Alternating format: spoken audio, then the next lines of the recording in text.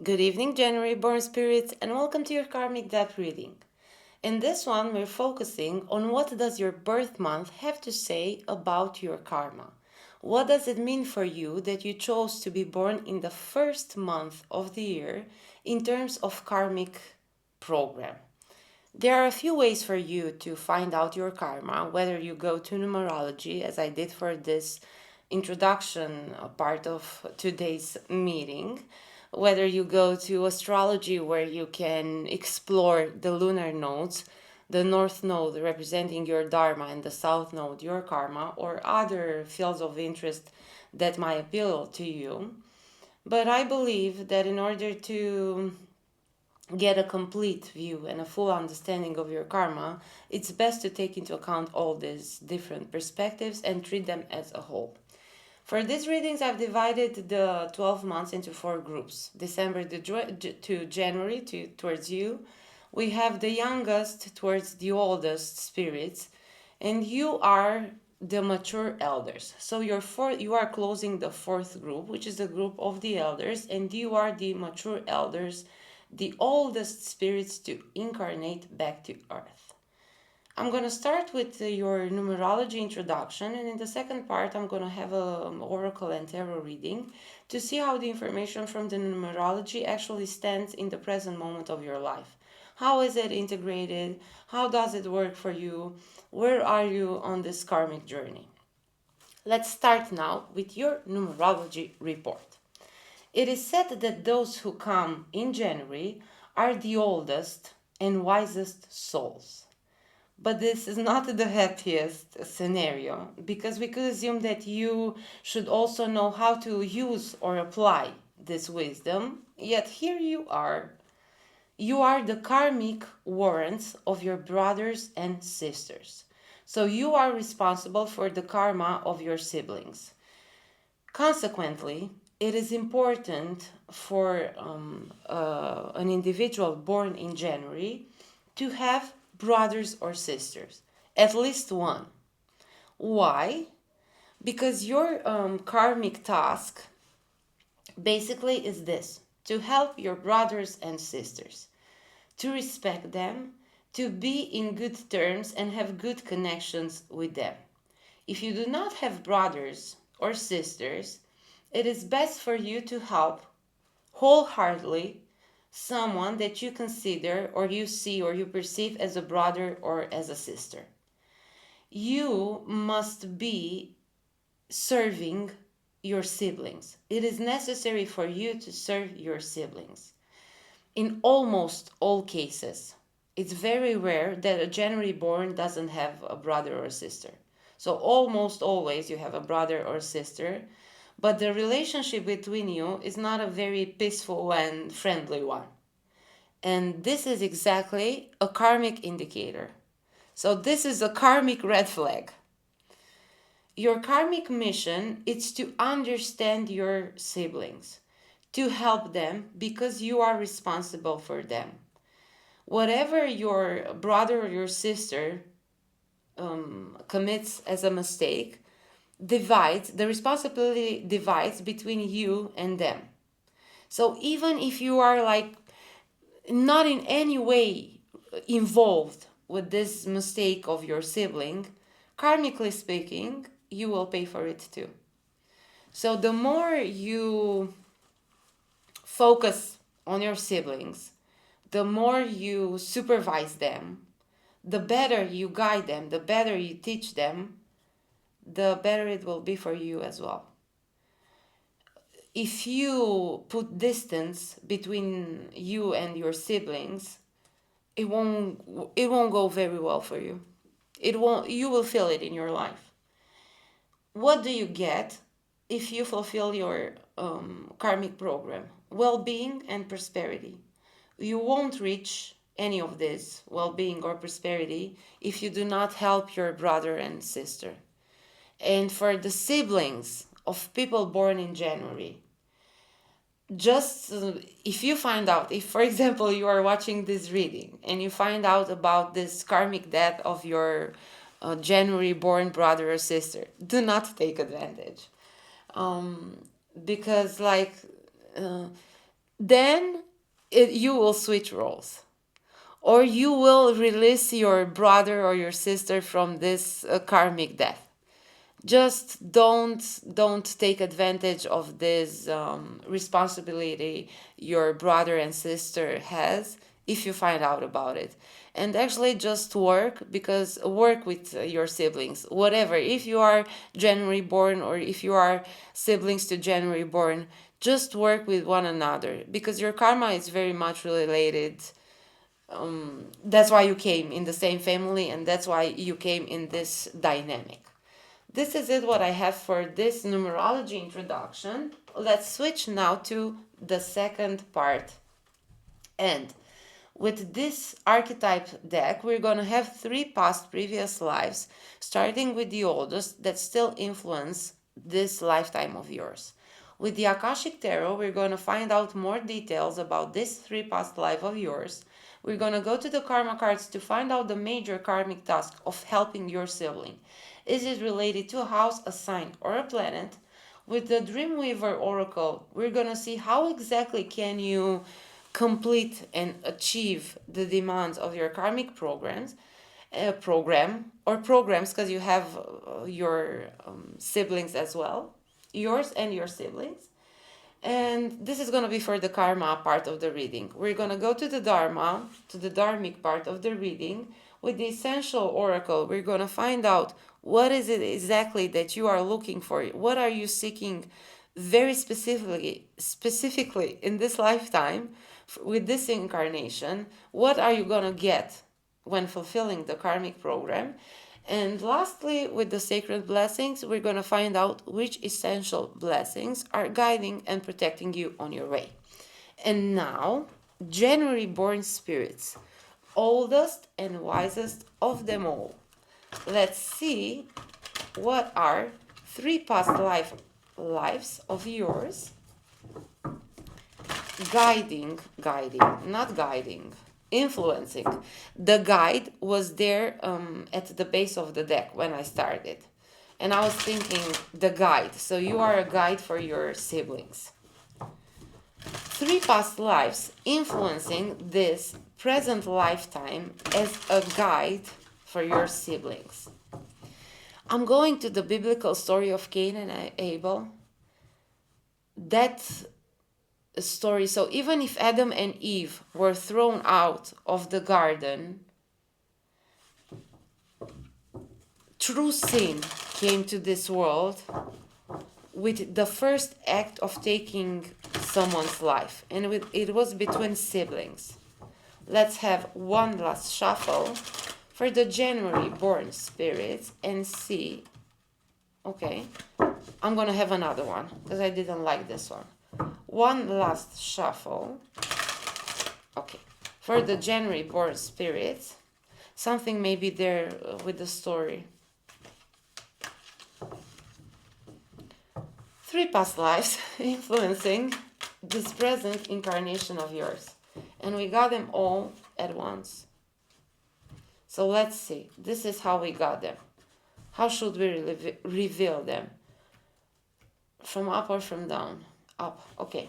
So the first past life, the life of a visionary. The second past life, the life of a saboteur. So you sabotaged everything you acquired in this lifetime. But everything. I'm getting like everything. And the last, the detective. Your last past life, a detective. Okay, let's start with your first past life still influencing. So from this one, you acquired some karmic residue and you brought it to your present life. For this one, you fulfilled your karmic program, but not completely, because it got you to this lifetime as a saboteur. So in the light, with this lifetime, what you learned, the Dharma was the capacity to envision what is not yet conceivable to others. Willingness to proclaim a vision without regard for personal gain. So it went well for a while. But then, in the shadow, you are selling these insights to the highest bidder. You were compromising your vision to making it more acceptable. To make it more acceptable. So you compromised your vision.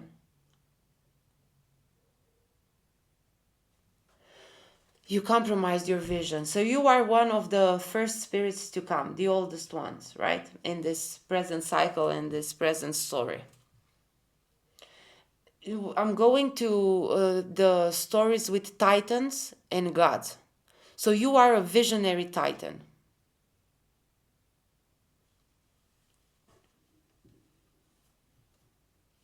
So you belong to the titans. And the titans, for a while, they are locked in Tartarus. Because you compromised your vision to make it more acceptable. Okay. This is the main shadow I'm feeling in here. With selling insights to the highest bidder, but compromising your vision to make it more acceptable. You've bended your bones, something like that.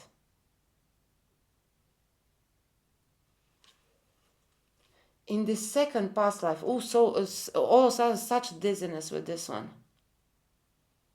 Okay, let's keep it for another second because maybe it has something else to say. Capacity to know was not confusable. Okay, willingness to proclaim a vision without regard for personal gain. So you did not have this regard for personal gain, but you compromised your vision to make it more acceptable. But why did you do that? We're going to find out with the Akashic, but something in this. So with her white garment.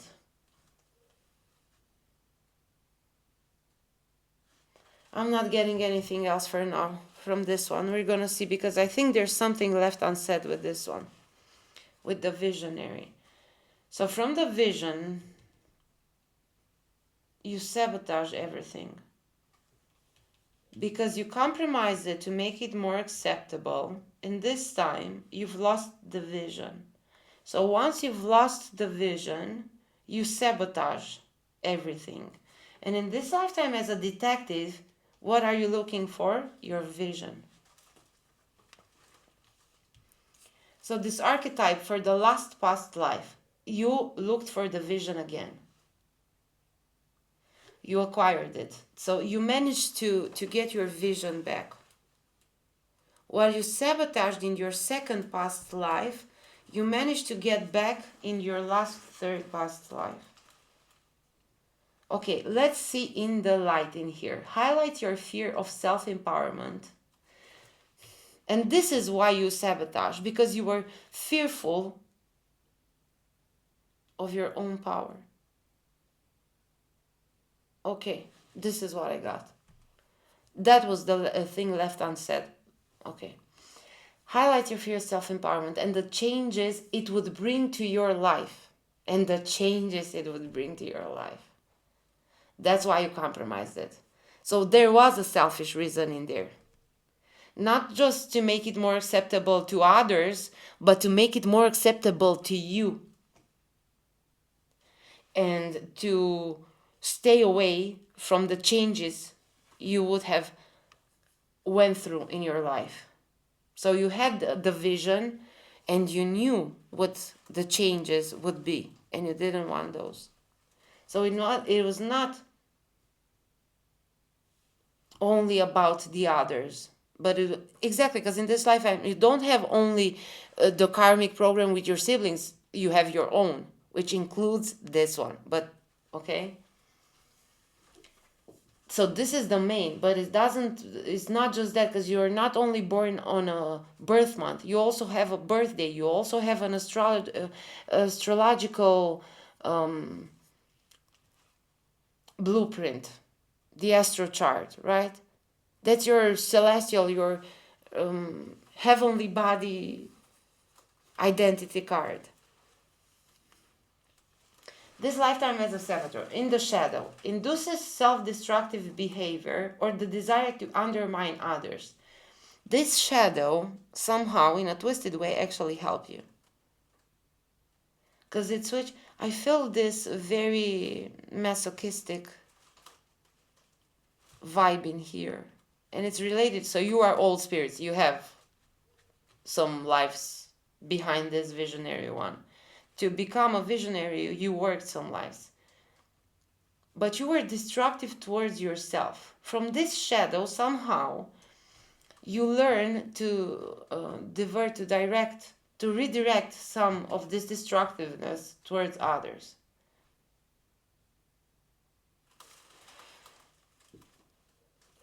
Towards your siblings, towards the siblings you have in this present lifetime. They were affected. But it was an agreement between your souls to have this scenario and to clear the karma with this present lifetime of yours. And in the last past lifetime, you are searching for your vision. It didn't feel right. Undermining others just doesn't. But to find out what you are, you had to experience what you definitely are not. January mature elder detectives in the light. Great powers of observation and intuition. So not only vision, but now vision accompanied by observation and intuition. And the desire to seek out the truth. And this was what was lacking in here. You had vision power, but you had no desire to seek out the truth. That's why you were so willingful to compromise the vision. In the shadow for the detective, voyeurism and falsifying information. I don't feel much shadow from this one. From this one, I feel a lot of dharma. I feel a lot of shadow from this one. I felt this should have been the end of the cycle for you with this visionary. But you sabotaged everything. Okay, January born spirits, let's move forward towards the Akashic Tarot and let's see in the Akashic database what more information and details can we get about this 3 past life of yours. What else can we learn about this 3 past life of yours still influencing your present lifetime? Still holding grudges on your present lifetime.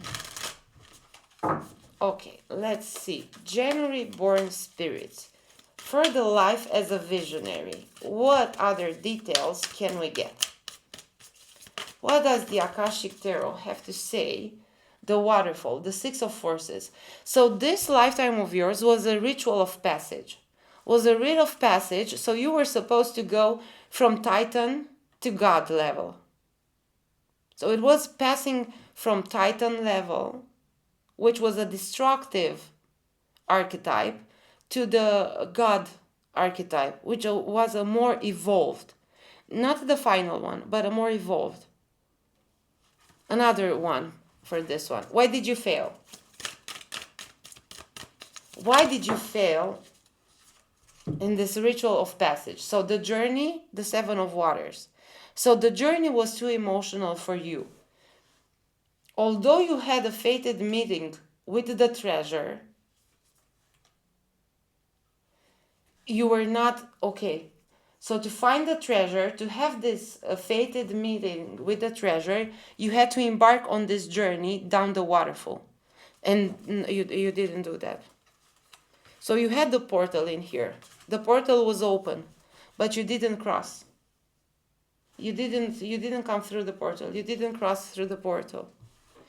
Let's see for this lifetime as a saboteur. 4 of forces, spring and autumn. For this lifetime, you've sabotaged your fertile power. Your power of germination.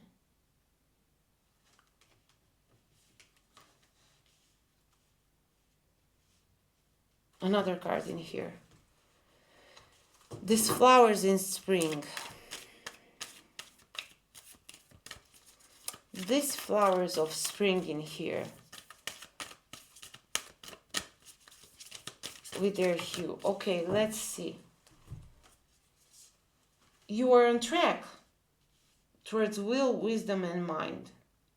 So for this lifetime, you are on track towards will, wisdom, and mind.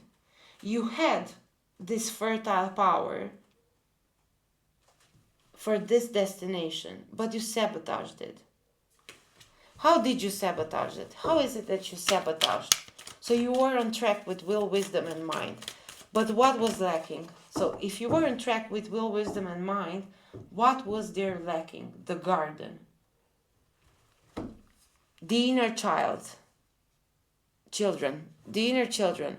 Both the feminine and masculine inner child. This is what was lacking. That playfulness.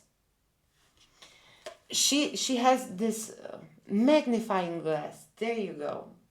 She has this magnifying glass looking towards this transformation. So this is what was lacking. The power of introspection, of observation.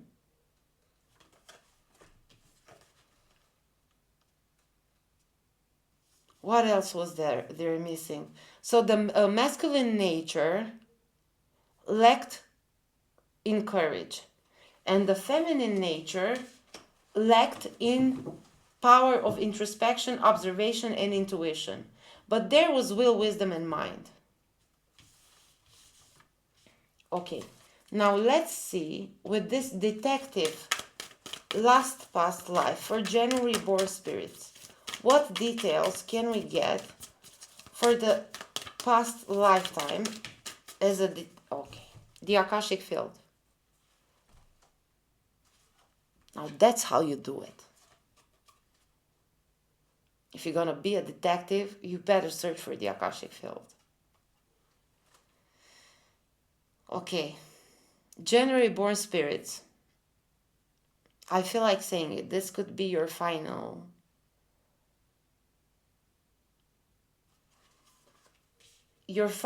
trip to these lands. Because if you come in this present lifetime with the wisdom of the Akashic field, and then I said it, with this lifetime I don't feel a lot of karma. This is the heavy karma. So this is a lot of dharma for you. Let's have another. What was revealed? Wow. Okay. The Queen of Roses, it's balanced now with the Temperance card. The Master Artisan in here, it's Archangel Michael. On a lookout. I want to have a shuffle. Okay. The War of the Roses.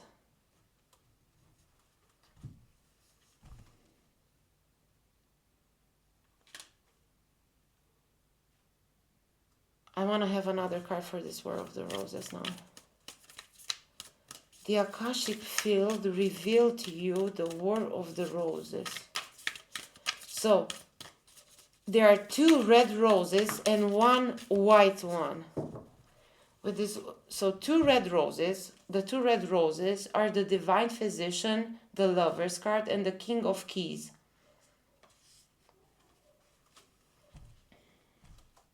So this is for the red roses. And let's have 1 card for the white rose. And then we're going to try to figure out something in this one. So the Akashic field revealed to you the War of the Roses. And it revealed to you there are 2 representatives. Okay, I'm getting it. So there's a fake representative of the red rose. And that one is the green flag with the red rose, which is now down to the earth. And that one represents the King of Keys in here. And the truthful red rose king is this Divine Physician, represented by the image of a Jesus holding the caduceus of Hermes. And this caduceus, now I see it like the spiral of DNA, of course.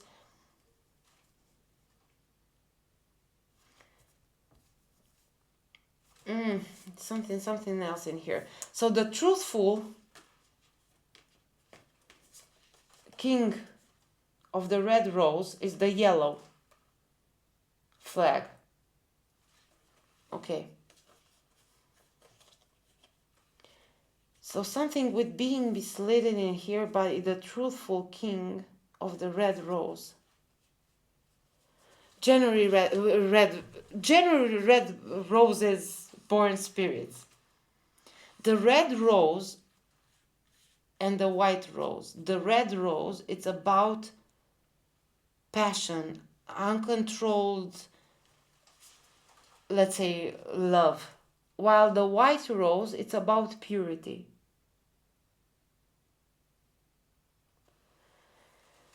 So in regards to the purity, let's have for the white, because it's a white rose on a blue flag.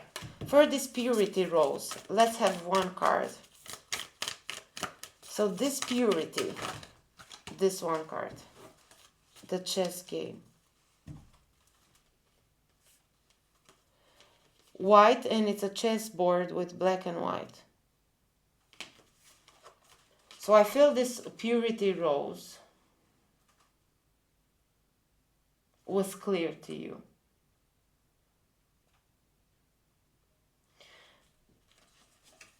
The chess piece there, it's a black chess piece to the ground. So the white won. The white rose won this battle. But the white rose won this battle, so purity won in here because there was a fake impression of the king of the red rose. Okay. And this king of keys, because he came dressed up as the truthful king, while this character in here was so humble in his garments and outfit. He was not preoccupied, okay, with the white garments in here. He was not preoccupied by this war of roses.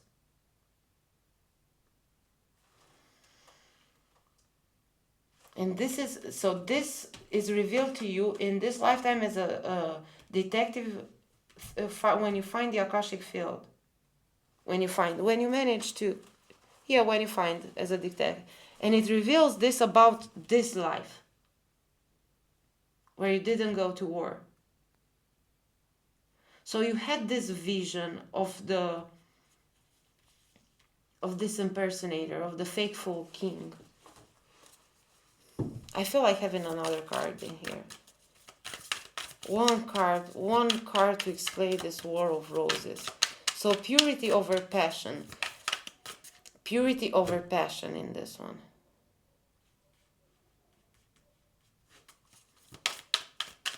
But you put passion above purity. Paths unknown. Another one. Okay, this is the Four of Roses. The views of the ego. Paths unknown. So you couldn't see. Okay, you didn't go to this war, but then you couldn't see the way forward. You lost your visionary ability by not going to this war between purity and passion. And because you didn't go to war, purity won. And they should have been in a perfect balance. But somehow, because this faithful king, this flag is now to the ground, it's some sort of a balance now. So this one managed to finalize without your intervention. Okay, this is what I got for. Let's see, how would it have been different if you have went to this war? An ascent.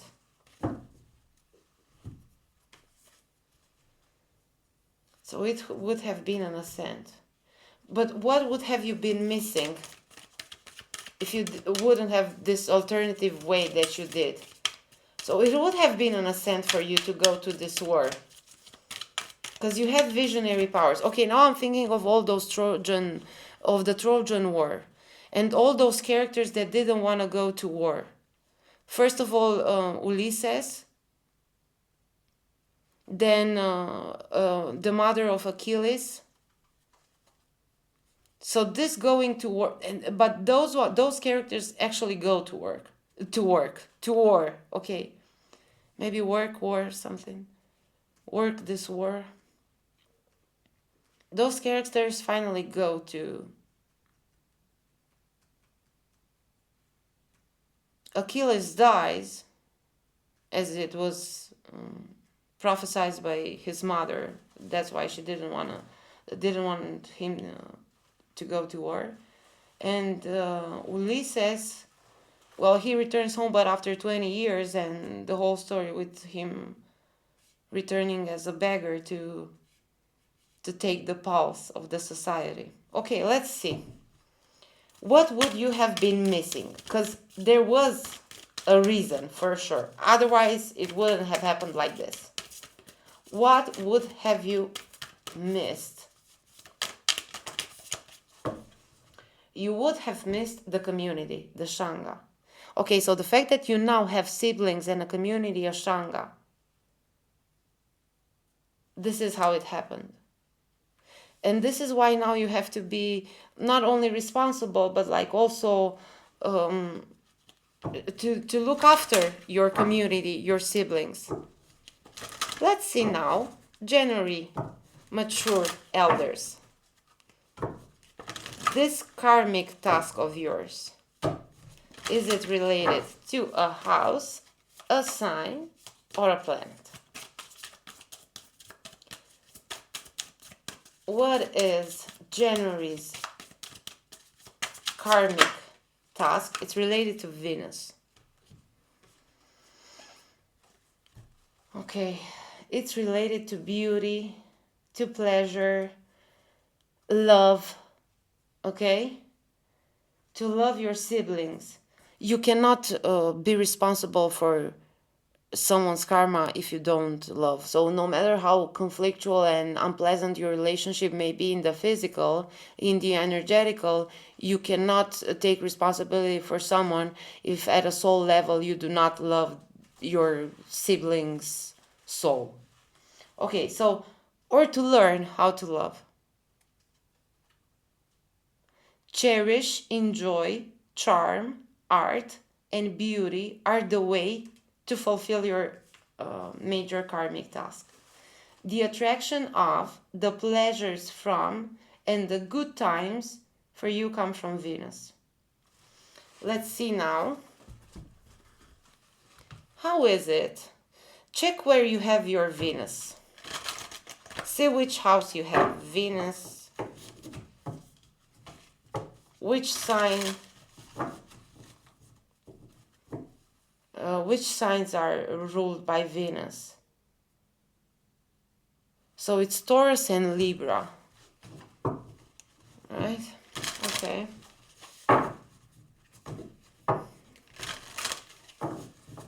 Let's see.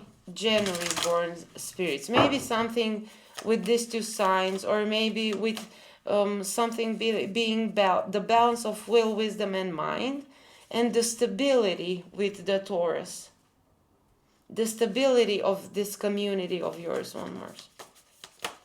Let's see now, how is it that January born spirits can complete and achieve this karmic task of theirs? Well, first, beyond your fears, the weavers dance. Beyond your fears, the weavers dance. So Venus, the dance of Venus, the dance of beauty, beyond your fears. Beyond your fears, the dance of beauty, the dance of love. All the shoes fell from the sky. All the shoes fell from the sky. With this card, January born spirits on high heels. So you are being elevated by the sky. if this ascent didn't happen in here because you took a longer way to get there, to acquire the community, the Shanga, all the shoes fell. So you're gonna be elevated, you're gonna be put on high heels by the sky. So this is how you're gonna achieve this ascent. But the other part, because now you have vision, not vision, now you have observation and intuition. Here you had vision, now you have observation and intuition from the Akashic field. Beyond your fears. So how you're moving beyond your fears. Now you have the Weaver's dance, you know the dance. Now you just have to get over your fears, which have stopped you. But in here you only had vision, you didn't have intuition. So it's a different role, a different archetype. Okay, January spirits, let's switch now to the dharmic part of your reading. And let's find out what is exactly that you are looking for with this karmic program of yours. What is the dharma? What is the sacred knowledge you acquire by fulfilling the demands of your karmic program? One last shuffle, and let's see for January born spirits, what is it that they are seeking for? What is it specifically that they are looking for? Attachments and the oracle. The visionary. So the visionary in here, the oracle in here, has prophesied these attachments with the siblings. But these attachments, I'm focusing now on the 17 number, which is the star in the tarot, which is healing. So if in this one the oracle prophesied the healing of these attachments, in this one you are seeking to materialize the prophecy of the oracle. I want another card in here just to be sure that I'm right.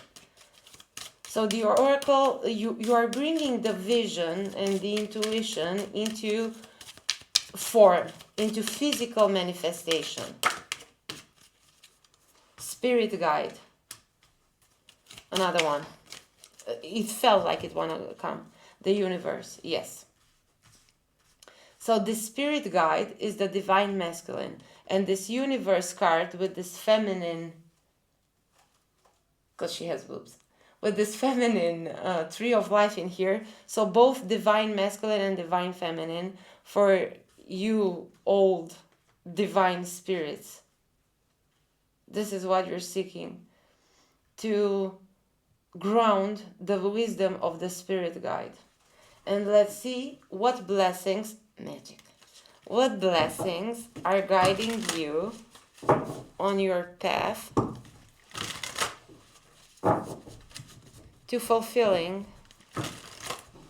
both your karma and tasting and enjoying your dharma. What are the blessings both guiding and protecting you? Destiny. It's a matter of destiny. But you still have some blessings. One last shuffle. And let's see January born spirits. What are the three? Again with the three. So this is the third reading in which this three comes.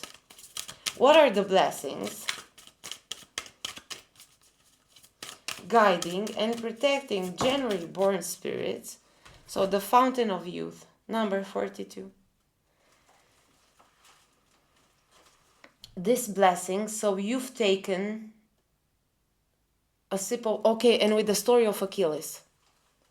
So the mother of Achilles, when he is a young boy, he takes the boy and bathes him in the waters of Styx. Styx is the river separating the land of mortals from the land of the underworld. On this river, Chiron, it's the one who carries the psychopomp figure. And the one guarding is the three-headed dog, Cerberus. It's Cerberus. I don't know how it's in English. Is the one guarding the entrance. So this healing with the star card in there, healing of attachments. So Achilles' mom bathes the baby in these waters, and the baby becomes untouchable, except for the heel, because she's holding him for this of this heel, right? So something with Achilles' heel. This is your weakness. And the blessing is that you've been bathed in the waters of Styx, of the fountain of youth. You've been bathed, and you've also taken a sip out of this water. This is how you gain this visionary. But you've cultivated this visionary, and now with this detective archetype. And now you're ready to bring form to this vision you got from. But you have a weakness. And this Achilles weakness for you, it's your siblings. And let's have another one. I do want to have another blessing for you. Because this blessing feels like the blessing of the past. And let's see the blessing of the present moment. What is the blessing of the present moment for January born spirits? Purpose. So you have the blessing of purpose. And with this child in there. With the inner children from the garden missing. Where is the garden? There it is. I'm connecting them together now. It feels like you had both divine masculine and divine feminine, but you lacked divine inner children, both divine boy and divine girl. And something with the purpose. So this is what you missed. This is what you missed, right? Or this is what was lacking. And now the purpose is to get it all. And you can get it with the help of this karmic program of yours, which implies taking care of your siblings. Okay, January born spirits, this is what I have for the karmic death readings, and we are closing the whole series. Hope to see you in one of the next karmic readings or any other ones. Wishing you successful reach of your purpose and the healing of your Achilles heel.